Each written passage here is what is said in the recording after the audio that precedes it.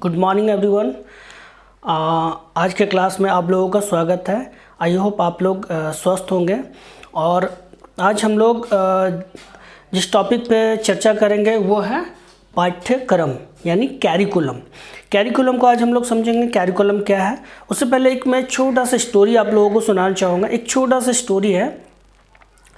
जो एक व्यक्ति का नाम है राजेश, ठीक है।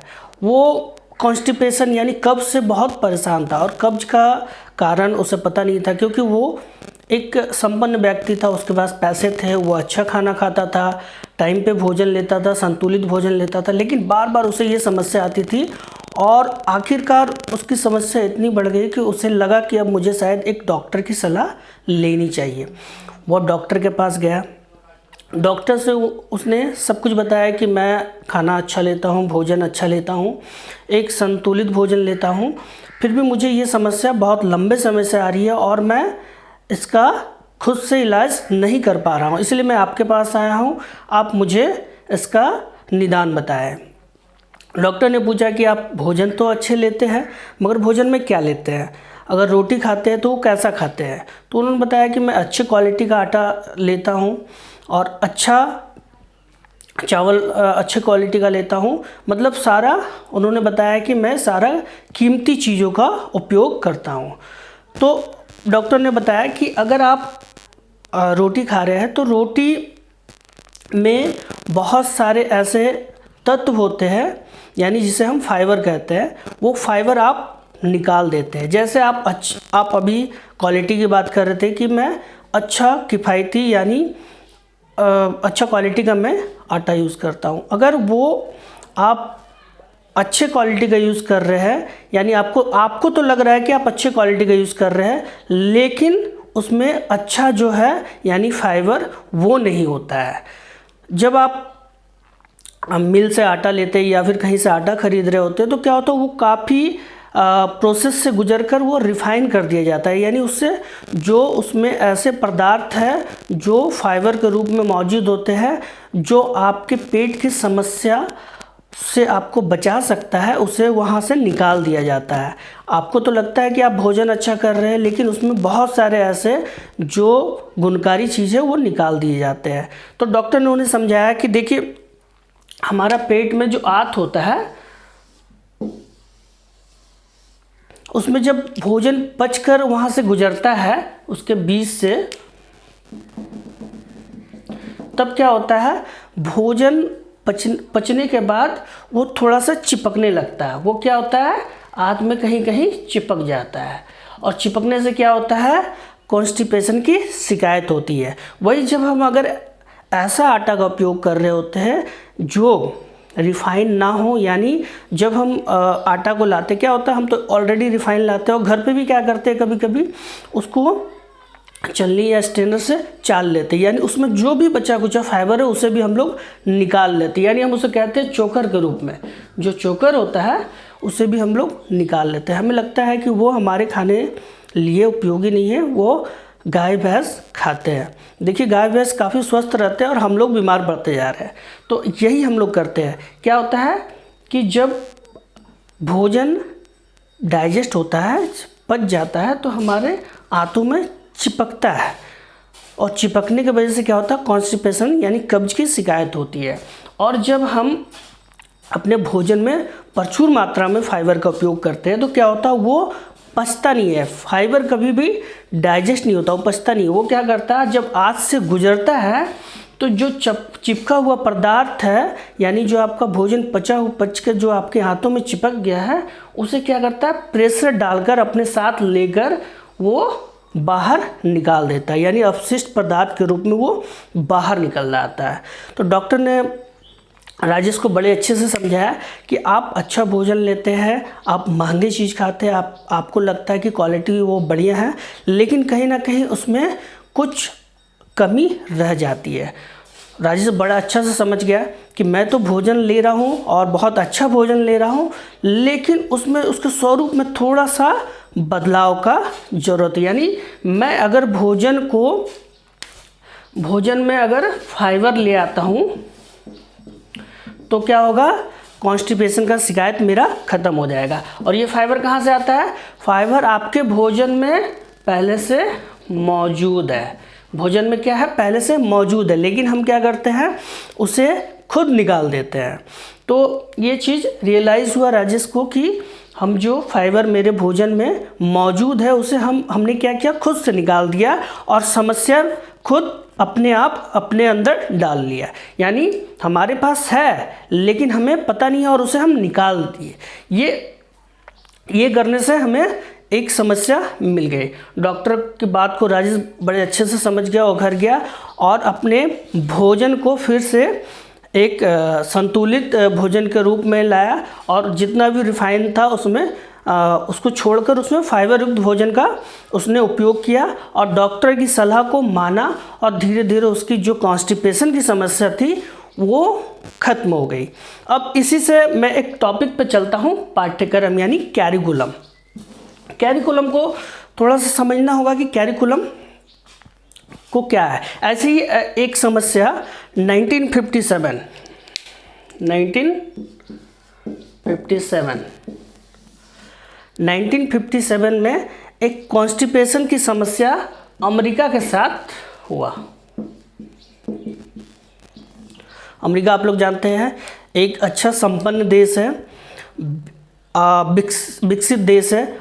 वहाँ पर संसाधन भी बहुत प्रचुर मात्रा में है, लोग भी काफ़ी शिक्षित हैं। लेकिन 1957 में एक कॉन्स्टिपेशन, जैसे राजेश को कॉन्स्टिपेशन की समस्या हुई थी, ऐसी कब्ज की समस्या अमेरिका को हुई। और ये समस्या काफ़ी बड़ी थी क्योंकि अमेरिका का भी सोचना था कि उसके पास वो सारे संसाधन है, शिक्षा है, सब कुछ है, लेकिन कॉन्स्टिपेशन की समस्या क्यों हुई, ये उसके लिए सोचने का विषय हुआ। अब इसको हम अच्छे से समझते हैं कॉन्स्टिपेशन की समस्या क्यों हुई। 1957 में सोवियत संघ यानी रूस, मैं रूस की बात कर रहा हूँ, सोवियत संघ ने अपना एक परीक्षण किया और उन्होंने अंतरिक्ष यान को सफलतापूर्वक अंतरिक्ष में भेजने में सफल हो गए और ये सबसे बड़ा कॉन्स्टिपेशन का कारण बना अमेरिका के लिए।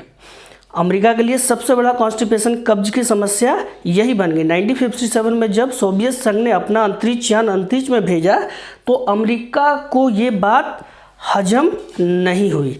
यानी उसे लगा कि ये कैसे हो गया, हमारा देश इतना संपन्न है, शिक्षित है, लोग अच्छे पढ़े लिखे हैं और सबसे बड़ी बात है अमेरिका इससे पहले यानी सोवियत संघ यानी रूस से पहले इस योजना में जुटा हुआ था। उसे लगता था कि सबसे पहले हमारा देश ही अंतरिक्ष पे अपना यान भेज सकेगा, यानी ये उपलब्धि अमेरिका को मिल सकेगा। और जब ये रूस ने कर दिखाया तो ये बात उसे हजम नहीं हुई। यानी 1957 में जो मैं अभी बता रहा हूँ कॉन्स्टिपेशन की समस्या अमेरिका के साथ हुई। जैसे राजेश क्या हुआ, वो कॉन्स्टिपेशन की समस्या से जब जूझ रहा था तो वो किसके पास गया? डॉक्टर के पास गया और डॉक्टर से परामर्श लिया। वैसे ही जब अमेरिका इस समस्या से गुजर रहा था तब वो कहाँ गया? एक कमेटी बनाकर एक बैठक की, तुरंत मतलब लगा कि अब क्या करना है, तुरंत से एक बैठक बुलाया और उस बैठक में बहुत सारे अनुभवी और शिक्षाविद शामिल थे। उस मीटिंग में, उस सभा में सबसे पूछा गया कि ऐसा कैसे हो गया, हम इस कार्यक्रम के लिए पिछले दशक से जुटे हुए हैं और हमने ये नहीं कर पाया और ये सोवियत संघ ने इतना जल्दी कैसे कर लिया। तब बहुत सारा विचार विमर्श हुआ और विचार विमर्श के बाद जो वहाँ बस शिक्षाविद बैठे हुए थे उनसे पूछा गया तो उन्होंने एक ही चीज़ कहा कि हमने जो अपना जो पाठ्यक्रम है, जो हमारा शिक्षा का जो स्ट्रक्चर है, संरचना है, उस पर सुधार करने की आवश्यकता है। यानी हमें एक नवीन ज्ञान और एक आवश्यकता, यानी जो आज नवयुवकों या नए समय की जो आवश्यकता है उसको ध्यान में रख के हमें पाठ्यक्रम का निर्माण करना होगा। तभी हम क्या होगा, हमारा जो देश है, हमारी जो कंट्री है वो डेवलप कर पाएगी। यानी हम थोड़ा दूसरे देशों से आगे जा पाएंगे। अगर हम इसी पाठ्यक्रम यानी पुरानी जो संरचना है शिक्षा की उसके साथ अगर चलते हैं तो हम पीछे कहीं ना कहीं रह जाएंगे। उसी समय जब शिक्षाविदों ने ये परामर्श सरकार जो मौजूदा सरकार थी उनको दिया गया और उसके बाद वहाँ पर एक बड़ा बदलाव किया गया, यानी पाठ्यक्रम में एक अच्छा बदलाव किया गया और उस बदलाव को आने वाले समय को देखते हुए किया गया कि आने वाले समय में क्या आवश्यकता है, क्या डिमांड है और शिक्षा का नया जो स्वरूप होगा वो कैसा होना चाहिए और उसमें क्या क्या शामिल करना चाहिए। इन सब को ध्यान में रखकर एक पाठ्यक्रम का निर्माण किया गया और पाठ्यक्रम को बनाने के बाद अमेरिका का जो कॉन्स्टिपेशन की जो समस्या थी वो धीरे धीरे लगा कि अब एक समाधान दिख रहा है और एक ज़्यादा समय इंतज़ार नहीं करना पड़ा। कुछ ही समय बाद अमेरिका ने भी अपना जो अंतरिक्ष यान है वो अंतरिक्ष में भेजकर अपनी जो कब्जियत की समस्या थी उसे ख़त्म कर लिया और अभी धीरे धीरे बहुत आगे चला गया है। तो बस ये एक छोटा सा जो स्टोरी के माध्यम से मैं जो आपको बताना चाह रहा था, बस यही बताना था कि कैरिकुलम या पाठ्यक्रम की आवश्यकता क्या है और उसकी आवश्यकता कैसे पड़ी और वो हम लोगों के लिए कितना आवश्यक है। अगर पाठ्यक्रम अगर सही नहीं हुआ तो हमारा जो विकास है, एक शिक्षा का जो लक्ष्य है वो पूरा नहीं हो सकता। यानी शिक्षा के लक्ष्य को अगर पूरा करना है तो कैरिकुलम यानी पाठ्यक्रम बहुत ही आवश्यक है और ऐसा पाठ्यक्रम होना चाहिए जो आज और भविष्य दोनों को देखते हुए बनाया जाना चाहिए। और पाठ्यक्रम की जो हम लोग बात कर रहे हैं तो पाठ्यक्रम बहुत सारी चीज़ों से प्रभावित होता है। अब हम लोग देख सकते हैं प्रभावित होता है किससे? प्रत्येक देश की राजनीति यानी वहाँ की जो राजनीति है वहाँ से प्रभावित होता है। अगर वो लोकतंत्र देश है तो लोकतांत्रिक वहाँ पर जो पाठ्यक्रम है उसमें लोकतंत्र का प्रभाव दिखेगा, असर दिखेगा।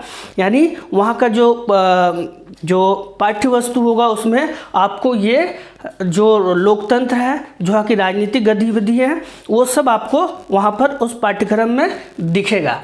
देश की संरचना भी महत्वपूर्ण होती है।